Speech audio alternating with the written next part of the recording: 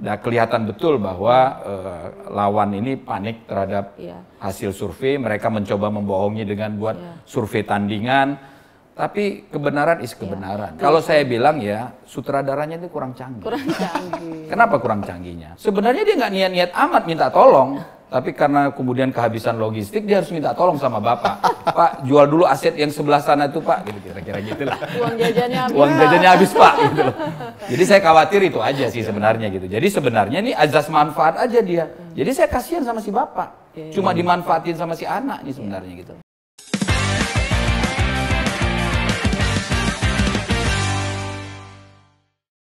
Jumpa kembali di kanal Relawan Menyala. Hari ini kita kedatangan seorang tamu istimewa, yaitu koordinator relawan dari tim SES 03. Pertanyaannya, mau ngapain lagi relawan? Kan masa kampanye sudah berakhir nih. Bang Amar akan menjawab apa yang dikerjakan relawan setelah masa kampanye berakhir dan sekarang memasuki hari-hari tenang. Karena masih banyak yang seru ya, yang terjadi di lapangan. Walaupun itu udah bukan kampanye, tapi kita merasa ini ada hal yang harus diceritakan Bang Amar. Kenapa antusias masyarakat masih sebesar ini untuk 03? Itu kira-kira Bang Amar. Yang pertama yang pasti beginilah ya, selama ini 3 bulan penuh kita bekerja untuk meyakinkan orang, banyak pihak, stakeholder semua, bahwa Jakarta perlu dipimpin oleh orang yang benar. Nah, setelah kita mengkampanyekan itu dan kelihatannya antusias masyarakat luar biasa ya dengan hasil survei ya. Rata-rata kalau diekstrapolasi kita sudah di posisi 54, 56 gitu ya. Kita harus menggaransi bahwa suara ini tidak hilang karena satu dan lain hal. Apakah karena kesalahan atau pada hari-hari sudah merasa menang kemudian ya udahlah pasti menangnya gitu ya. Dan ini kan harus kita hindari sehingga menjadi tugas dari teman-teman di relawan untuk tetap waspada sampai hari H. Di sisi yang lain memang kita banyak mendengar lah ya bahwa akan ada operasi, kita punya traumatik di 2024 ya, Pilpres ya. Bagaimana penyelenggara ya pada waktu itu ya tidak mampu untuk mencegah dispute yang luar biasa gitu ya. Jadi hari ini kita tidak lagi bisa mengandalkan kepada pihak-pihak yang menyelenggarakan pemilu, tapi kita harus sendiri untuk membantu sebenarnya, membantu penyelenggara kalau terjadi kecurangan di lapangan. Saya percayalah bahwa baik KPUD, Bawaslu itu sudah bekerja maksimal untuk bisa menyelenggarakan pemilu dengan adil dan demokratis ya. Tapi kan kita kurang paham nih kalau tiba-tiba ada tekanan seperti kemarin-kemarin. Ada operasi-operasi tertutup yang sebenarnya akan mencederai demokrasi. Oleh karena itu, kita di relawan ini sudah membentuk satu gugus tugas yang kita sebut sebagai Jaga TPS. Jadi ini Jaga TPS ini bukan hanya ditujukan untuk kawan-kawan relawan saja nih, Bang Alof, Mbak Nova ya. Tapi kita juga ingin melibatkan seluruh masyarakat. Karena partisipasi masyarakat inilah yang akan menjamin kualitas demokrasi pada pilkada di 2024 ini. Ini Jaga TPS yang kemarin di Jagakarsa itu kan Bang, yang launchingnya ya. Benar. Nah, dengan launching pasukan teritori yang demikian kuat itu, efeknya adalah masyarakat di daerah Jakarta Selatan, terutama Ciganjur yang bukan basis kita itu, sangat antusias untuk ikut Jaga TPS. Sampai tadi malam itu jam 10 malam coba serombongan 20 orang dari Kebagusan datang ke Posko Selatan minta diajarin Jaga TPS. Itu bukan orang-orang yang teman-teman politik yang biasa kita temuin, masyarakat asli yang datang ada anaknya bersama suami gitu. Jadi saya melihat ini ada banyak hal yang terjadi di lapangan yang merupakan buntut dari apa yang kita lakukan 3 bulan terakhir ya Bang ya? Ya, kira-kira begitulah ya. Ini ada juga sebenarnya saya melihat ya, ada giroh yang sama seperti 2012 ya. Betul. Ketika Jakarta itu mengharapkan satu pemimpin baru yang tadinya tidak begitu dikenal ya. Mungkin Bang Dul cukup dikenal dan itu cukup menolong untuk memperkenalkan ini ya. Tapi pelan tapi pasti kemudian Mas Pram juga menjadi penopang yang kuat untuk dua pasangan yang kelihatannya ini cukup kompak ya. Betul, betul. Kalau diperhatikan di dalam debat mereka selalu bisa saling mengisi gitu ya, saling mengisi. Mungkin berbeda di pasangan yang lain yang biasanya satu dominan, yang satu tidak terlalu mengambil peran gitu loh. Betul, betul. Nah kali ini kelihatannya pembagiannya juga ciamik. Ya, saya juga cukup salut sebenarnya ya ketika pasangan ini, walaupun di awal saya sempat mempertanyakan gitu. Bisakah ini? Udah Serius surveinya nih Mas kecil. Pram ya, serius nih Mas Pram mau maju. Dia siapa di Jakarta ini? Gitu. Elektabilitasnya masih nol. Dia teman baik saya ya, tapi kan saya juga tahu persis bahwa dia tidak pernah bermain di Jakarta. Nggak populer ya. lah Nggak di populer, sangat Waktu tidak kita populer. turun di awal-awal kan orang Pramono Anung aja salah-salah nyebutin namanya gitu. Salah nyebut Tapi nama. menariknya begitu Bang Amar. Jadi memang kalau kita berjumpa masyarakat ya, yang pertama kali mereka kenal itu Bang Dul. Bang Dul, si Dul. Tetapi ini yang saya lihat sangat luar biasa. Ketika Mas Pram turun, masyarakat itu jadi antusias. Iya, persis. Ya. Cara beliau berkomunikasi, cara beliau menanggapi, dan keseriusan mencatat aspirasi, itu menurut saya menjadi daya tarik tuh. Dua-dua ini menjadi komplement sebenarnya. Mas, benar banget.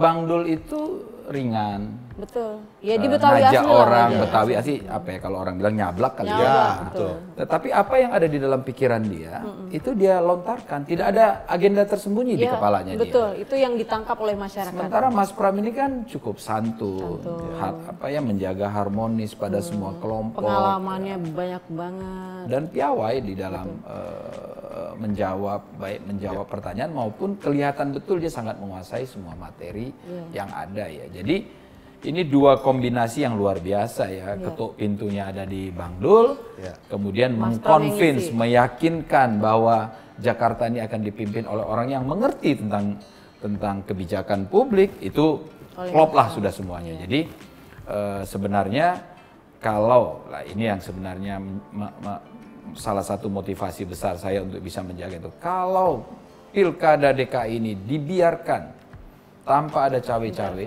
tanpa ada intervensi, saya kok yakin ya, satu putaran pasti bisa kita.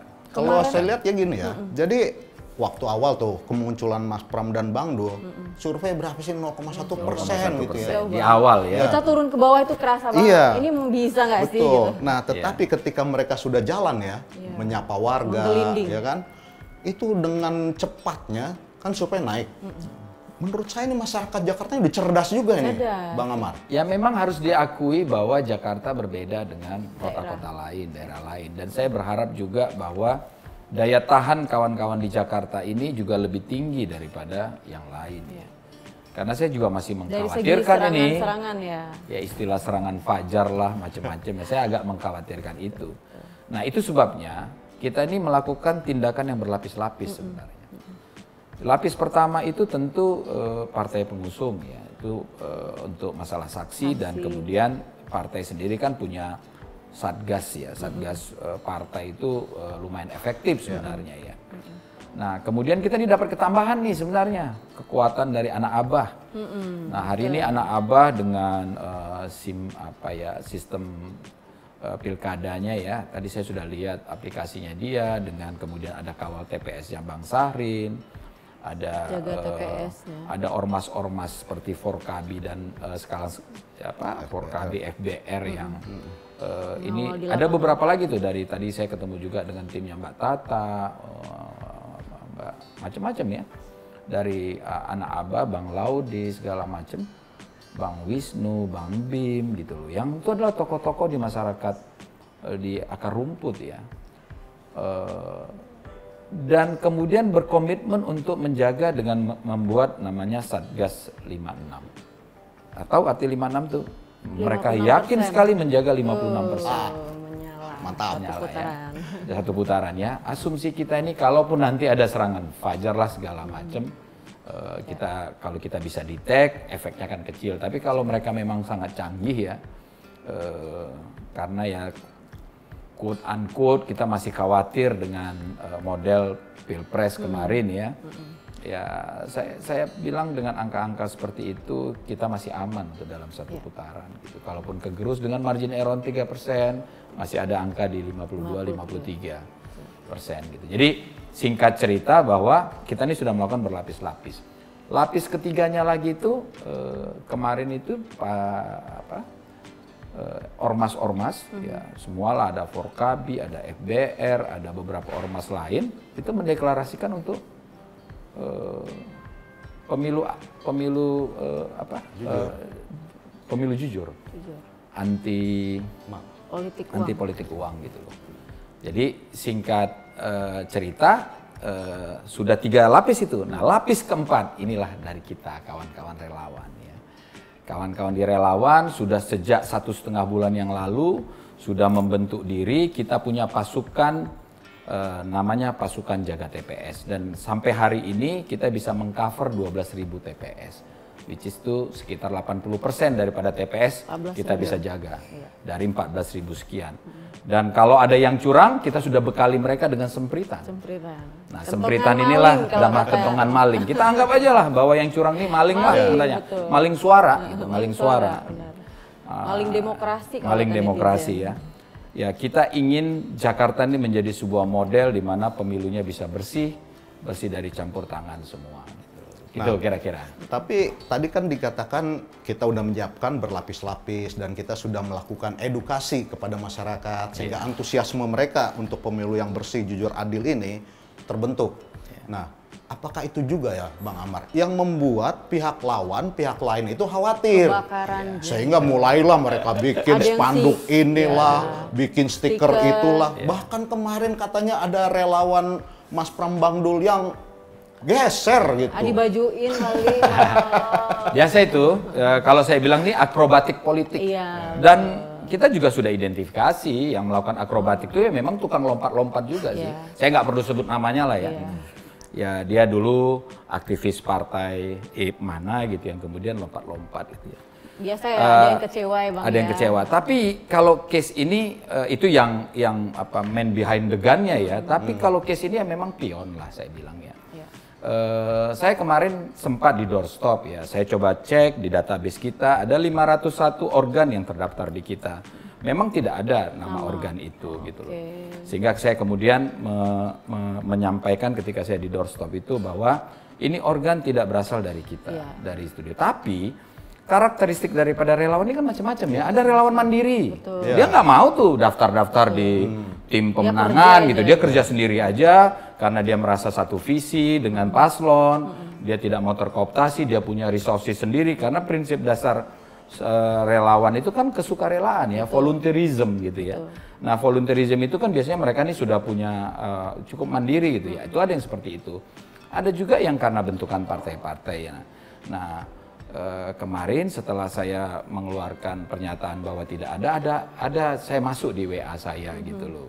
Pernyataan maaf bahwa ada relawan, penjelasan sebenarnya, penjelasan bahwa sebenarnya Bang itu nggak pantas disebut sebagai relawan yang membelot. Mereka itu dipecat kata dia. Tapi oke lah, saya nggak mau campur urusan internal mereka lah. Hanya karena ada kasus di dalam di internalnya mereka itu. Cuma saya sebenarnya agak heran gitu loh. Awal tuh saya sedikit bertanya, kalau memang ini organ relawan yang representatif, kenapa kok cuma sekjen yang ini ya?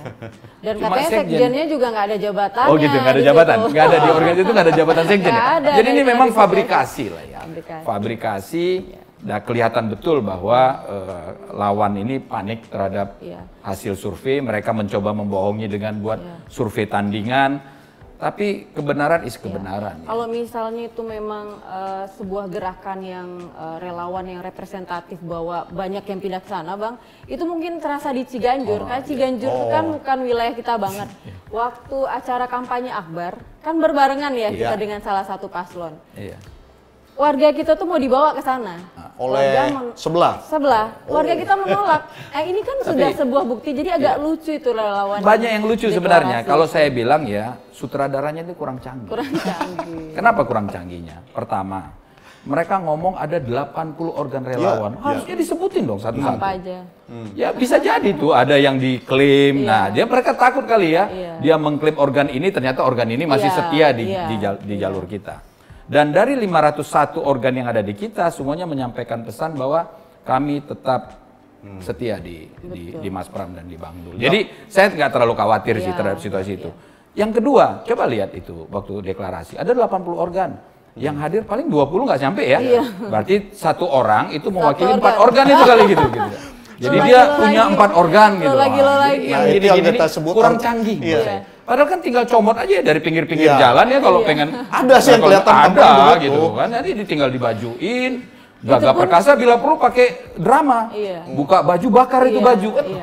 Lebih apa ya? Ya untuk lebih dapet nyomot lah. aja nggak cukup orangnya Bang, itu kan artinya memang nggak 80. Ya itu sutradaranya kurang canggih sebenarnya. maksain Pemolesannya lah kurang. skenarionya. Jadi organ-organ itu juga ya kita paham lah, banyak juga organ tunggal, ya kan? Lebih lagi lah Iya, organ satu orang gitu, tapi udah Ya. mengaku sebagai Sa- sebuah organ. Saya juga tidak menafikan ya bahwa banyak organ-organ yang kecewa karena satu dan lain hal. Ya. Keinginan mereka kan cukup Betul. tinggi nih Betul, untuk betul. bisa membantu Kita Mas nggak Pram bisa ya. memfasilitasi Tapi kita tidak semua. mungkin bisa memfasilitasi semua. Ya. Nah kalau ini organ-organ seperti ini, saya berani garansi mereka pasti tidak akan membela. Marah-marah pasti. Iya. Kok kami nggak dikasih kok kami tidak difasilitasi, padahal kami ini kan pengen bekerja Betul. dengan serius, pengen bekerja dengan benar gitu. Banyak yang gini juga Bang Amar. Jadi militansi yang tinggi ini, meskipun mereka tidak terfasilitasi, marah-marah juga sama kita lah ya, karena kita tidak memiliki kemampuan lah untuk itu. Betul. Tapi mereka tetap mau bekerja Ya, secara mandiri. iya, itu kalau Bahkan mereka itu saling bantu militan. antar organ itu. Betul. Ini ada satu hal lagi sebenarnya ini saya pengen nyampaikan kepada publik sebenarnya ya. Memang selalu lah ya di dalam sebuah pesta besar itu ada selalu orang yang ingin mencari manfaat ya, manfaat pribadi. Betul sekali. Jadi kemarin saya dapat pengaduan Bang Arif ya. Ada ibu-ibu yang kemudian dia itu diminta oleh katanya mengaku sebagai tim ses, tapi saya sudah periksa itu tidak ada. Itu mengumpulkan uang untuk tebus murah. Kita kan nggak ini ya. Kita kan biasanya nggak itu gitu. ada Kupon. barangnya dulu Iya, baru dan sejujurnya ya tebus murah ini bukan program di relawan. Itu program di legislatif kita yang bersama dengan tim sesnya dia dulu gitu. Nah, mungkin ada 1-2 yang kita dimintain tolong oleh legislatif itu untuk mencarikan titik. Itu berinteraksi lah dengan relawannya kita. Tapi sesungguhnya program tebus murah itu tidak ada di kita. Kita tuh punya POM keluarga, kita punya Puskom RW gitu ya. Nobar ya. Kegiatan-kegiatan yang di masyarakat ya NIB untuk UMKM. Banyak program lah yang kita kerjakan itu biasanya berinteraksi langsung dengan masyarakat. Kita pengen mengoptimalkan balai rakyat, balai warga untuk berkegiatan sehingga besok-besok ini menjadi sebuah tradisi. Bagaimana kalau Mas Pram mengumpulkan belanja masalah di sana, kita mencoba membantu gubernur yang akan datang, dalam hal ini Mas Pram, supaya dia paham betul kondisi yang ada di real di lapangannya. Nah, kita sudah mulai nih dengan melatih teman-teman kita untuk berkomunikasi melalui balai warga gitu. Bahkan saya menarik kemarin saya ketemu dengan masyarakat Aceh. Masyarakat Aceh itu betul bahwa secara organisasi Taman Iskandar Muda ini nggak boleh berpolitik ya. Tapi masyarakat Aceh ini menyediakan menasahnya.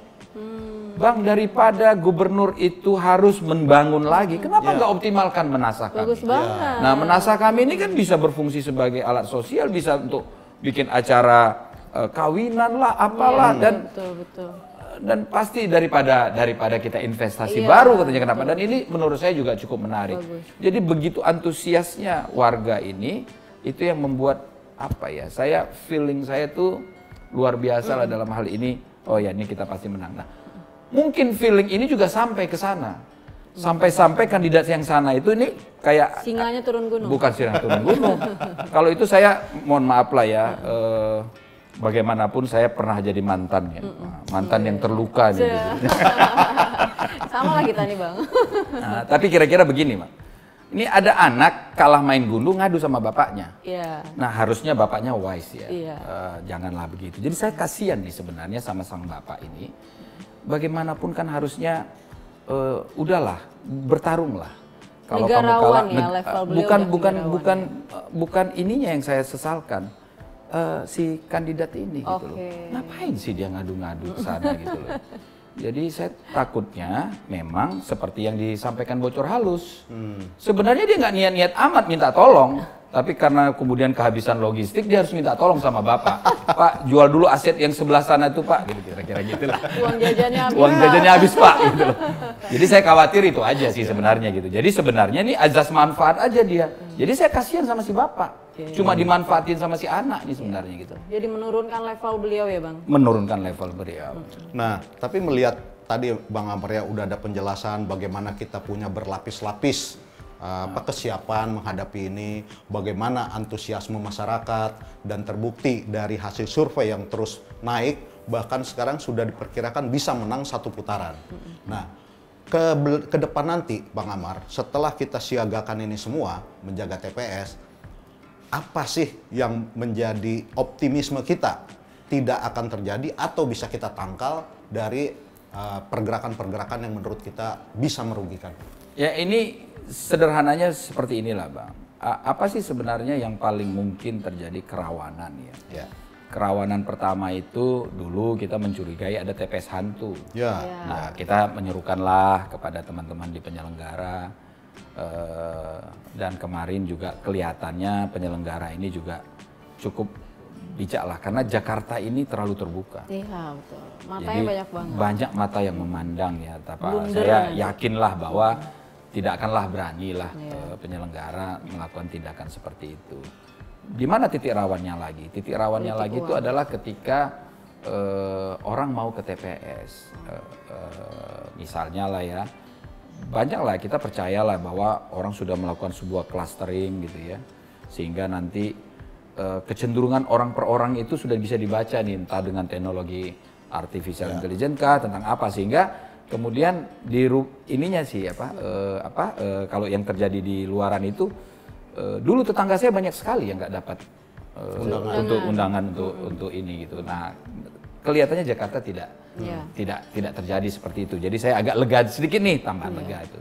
Yang ketiga memang operasi serangan fajar. Ini saya sudah mulai nih dengar nih ada iming-iming, sekarang dikasih 100, nanti sisanya dikasih setelah ini nyoblosan. Saya cuma dapat ini ya, saya nggak berani menuduh nih ya.